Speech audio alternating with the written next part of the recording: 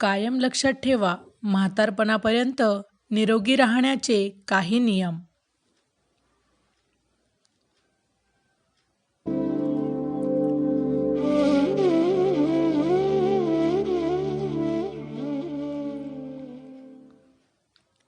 श्री स्वामी समर्थ.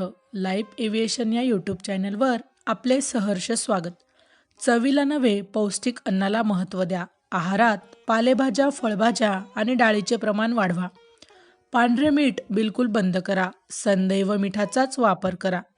सकाळी नाश्ता करण्यापूर्वी किंवा रात्री जेवण झाल्यानंतर 500 पावले जरूर चाला. रोज कमीत कमी 15 मिनिटे व्यायाम करा. शरीर निरोगी, मन प्रसन्न राहील.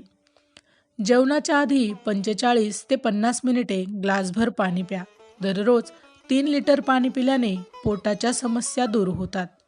म्हशीचं तूप, दूध, दही खाऊ नका.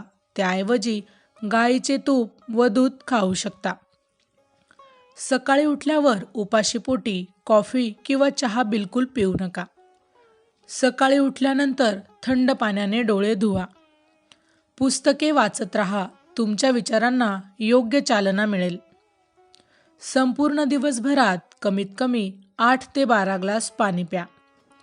कितीही मोह झाला तरीही बाहेरचे खाणे शक्यतो टाळाच. 3 सफेद विष, सफेद मीठ, सफेद साखर आणि सफेद मैद्याचा कमीत कमी वापर करा. दररोज आरोग्यविषयक माहिती ऐकण्यासाठी आमच्या चॅनलला अवश्य सबस्क्राईब करा.